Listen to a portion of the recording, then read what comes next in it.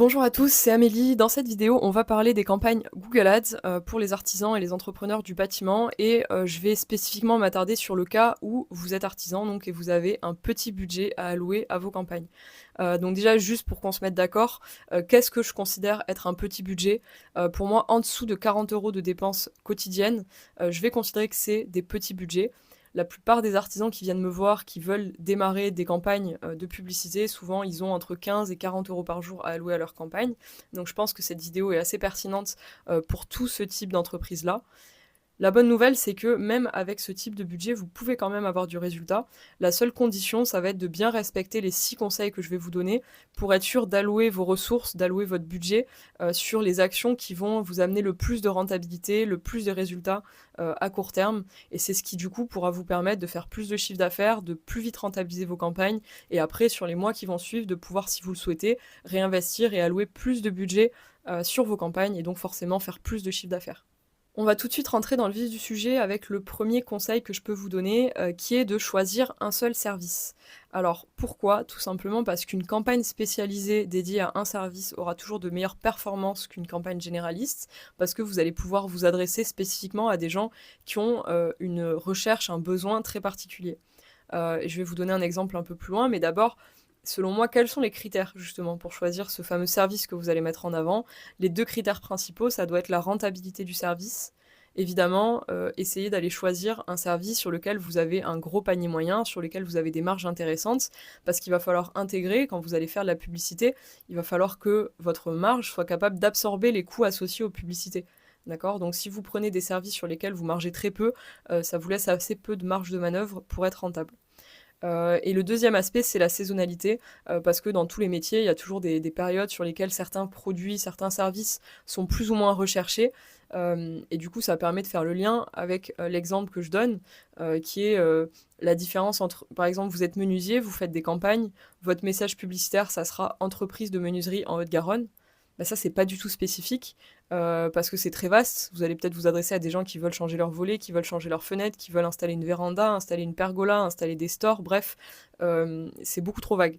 Par contre, si vous choisissez un service bien spécifique et que vous décidez de communiquer dessus, par exemple, installation de pergola bioclimatique en Haute-Garonne, c'est quelque chose qui est rentable, c'est des services sur lesquels on a des paniers moyens intéressants, et en termes de saisonnalité, bah, typiquement au printemps, c'est un service qui se vend bien et sur lequel on voit qu'il y a pas mal de volume de recherche.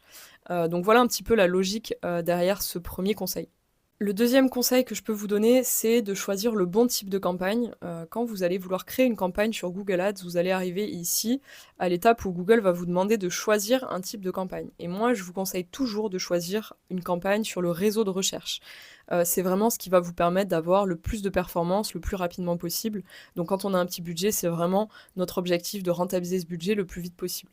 Donc on va éviter d'aller s'éparpiller sur les autres types de campagnes. Pour illustrer un petit peu ce que je dis, donc les campagnes sur le réseau de recherche, ce sont des campagnes qui apparaissent ici, c'est-à-dire que vous allez indiquer à Google une liste de mots-clés sur lesquels vous allez demander à Google de vous faire apparaître dans les premiers résultats de recherche et vous allez payer à chaque fois que quelqu'un va cliquer sur votre annonce. Donc là, ici, vous voyez un exemple, couvreur Bordeaux, ça, ce sont des annonces sur le réseau de recherche. Le troisième conseil que je vais vous donner, c'est de restreindre votre zone géographique. Si vous vous déplacez dans une grande zone de chalandise, peut-être que c'est votre cas, vous serez vite tenté de définir l'intégralité de votre zone de chalandise comme la zone géographique ciblée sur Google Ads. C'est pas toujours un très bon calcul, parce qu'il faut vous dire que plus vous étendez votre zone géographique, plus vous allez diluer entre guillemets votre budget, et surtout plus vous allez être en concurrence avec d'autres. Un point aussi qu'il ne faut pas négliger, c'est que du coup le fait de cibler un petit rayon autour de votre siège, autour de votre entreprise, de votre showroom, si vous avez un showroom, ça va vous permettre aussi de beaucoup valoriser le côté entreprise locale, et ça va aussi contribuer à développer une notoriété locale. Des fois, quand c'est possible, ça peut être un bon calcul aussi d'éviter les grandes villes, parce que dans les grandes villes, les clics vont coûter beaucoup plus cher.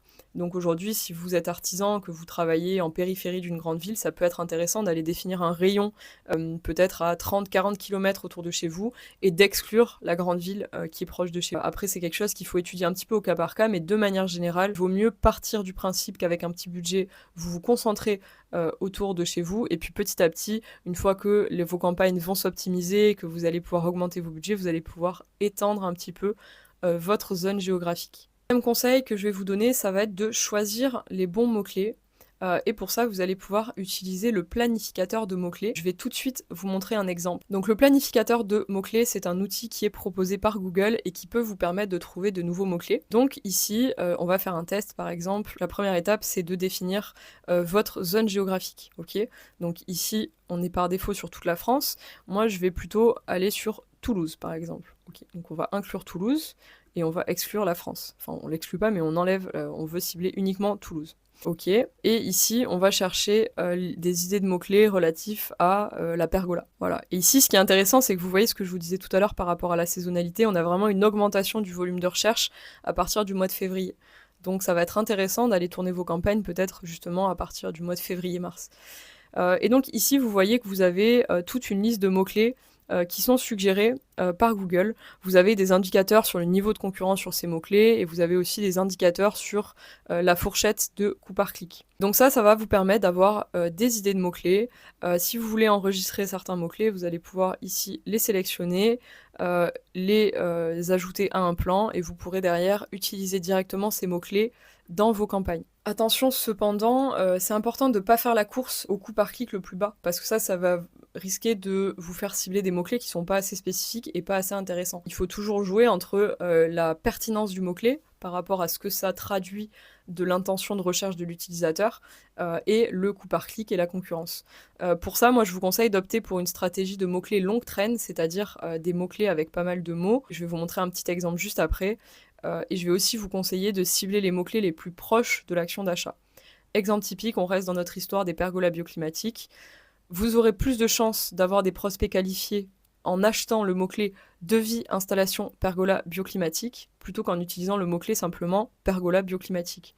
Tout simplement parce que pergola bioclimatique, ça peut être des gens qui vont chercher des pergolas en kit à monter eux-mêmes, ça peut être des gens qui cherchent uniquement de l'information sur la pergola bioclimatique, alors que quelqu'un qui tape devis installation pergola bioclimatique, c'est quelqu'un qui est dans une démarche d'achat, qui est dans une démarche d'installation et qui cherche vraiment à comparer éventuellement des devis et à faire travailler une entreprise. Donc vraiment ce choix de mots-clés, cette logique de mots-clés, c'est vraiment quelque chose qui est essentiel et c'est vraiment ce sur quoi vous devez passer du temps quand vous allez créer votre campagne Google Ads. Le 5e conseil que je vais vous donner, ça va être d'optimiser vos annonces. Pour ça, on va chercher à faire deux choses. On va chercher déjà à disqualifier les mauvais prospects. Donc ça, un exemple très simple, quand vous faites par exemple des campagnes photovoltaïques, ici vous voyez donc une annonce de Carrefour, ils ont mis à partir de 6 530 € tout compris. L'idée, c'est volontairement d'annoncer un prix qui permet d'éliminer les gens qui pourraient penser que c'est gratuit ou que c'est moins cher que ça. Si vous cherchez à installer des panneaux photovoltaïques, que vous pensez que ça va vous coûter 1 500 € et que vous voyez une annonce avec écrit à partir de 6 500 €, a priori vous n'allez pas cliquer sur cette annonce. Et nous, c'est vraiment ce qu'on cherche parce qu'encore une fois, on est dans une logique où on ne veut pas payer pour des clics de personnes qui sont de toute façon des gens pas qualifiés. Et la deuxième partie, ça va être de rappeler la zone géographique dans votre annonce. Ça aussi, c'est très intéressant. Donc ici, vous voyez par exemple installation de panneaux solaires à Villeneuve-d'Ornon et Gironde. Typiquement, si vous n'êtes pas en Gironde ou si vous êtes vraiment trop loin de Villeneuve-d'Ornon, vous serez sûrement pas tenté de cliquer sur cette annonce et vous aurez plutôt tendance à aller cliquer sur une autre annonce. Encore une fois, quand on est dans une logique d'hyper-optimisation du budget, c'est vraiment les deux éléments que je vous conseille. Je vous rappelle, sur Google, vous payez quand les gens cliquent, donc vous ne voulez surtout pas des clics qui ne sont pas qualifiés. Le dernier conseil que je vais vous donner, c'est d'optimiser vos campagnes en continu et donc en fait régulièrement vous allez couper les mots-clés qui n'amènent pas de performance ou qui pourraient potentiellement amener des prospects qui ne sont pas toujours très qualifiés. Ici, j'ai pris un petit exemple d'un compte que j'ai repris pour un entrepreneur qui fait du revêtement polyester pour les piscines. Quand je regarde ici le compte et que je vois un petit peu ce qu'on a dépensé comme budget, je vois qu'on a dépensé pour des requêtes qui sont pertinentes, pisciniste autour de moi, pourquoi pas, rénovation coque-piscine, ça c'est parfait, c'est exactement ce qu'on cherche. Idem, ici, fissure coque-piscine, on voit que c'est des mots-clés sur lesquels on a un petit peu dépensé, très peu, mais on a eu des conversions, on a eu des prospects, donc ça c'est quelque chose qui nous intéresse. Par contre, je vois qu'ici, j'ai coût pour changer un liner de piscine. Ça, c'est pas un service que propose cette entreprise. Donc ce mot-clé-là, on va venir l'exclure et le supprimer de la campagne pour être sûr de ne jamais payer des clics sur cette requête-là. Idem pour devis piscine en ligne, c'est probablement des gens qui cherchent un devis général pour une création d'une nouvelle piscine. C'est pas ce que fait cette entreprise-là, donc on va venir couper ici ces deux mots-clés.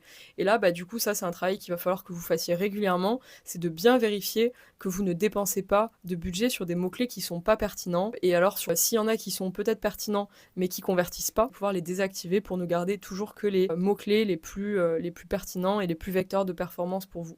Voilà pour cette vidéo, on a fait un petit peu le tour du sujet. Si vous avez des questions, n'hésitez pas à les poser dans les commentaires, je me ferai un plaisir, d'y répondre et puis si vous avez apprécié la vidéo, si vous avez appris des choses, n'hésitez pas à liker, à vous abonner. Il y a encore pas mal de vidéos qui arrivent, sur tous ces sujets-là pour vous permettre de vous améliorer et de développer vos stratégies d'acquisition. Si vous souhaitez mettre en place des campagnes Google Ads ou alors que vous en avez déjà et que vous souhaitez les optimiser, n'hésitez pas à cliquer sur le premier lien dans la description. Vous allez arriver sur mon agenda et vous pouvez réserver un créneau quand vous le souhaitez. L'idée, c'est qu'on passe 45 minutes ensemble, on regarde un petit peu ce que vous avez mis en place, et moi, je vais pouvoir vous donner un maximum de conseils. Si je vois des optimisations dans vos campagnes actuelles, j'hésiterai pas à vous le dire pour que vous puissiez les implémenter. Et puis, si vous souhaitez vous faire accompagner, bien sûr, je pourrais vous proposer quelque chose aussi. C'est un créneau qui est complètement gratuit, sans engagement, donc n'hésitez pas, ça peut être l'occasion d'échanger et que je puisse répondre à vos questions.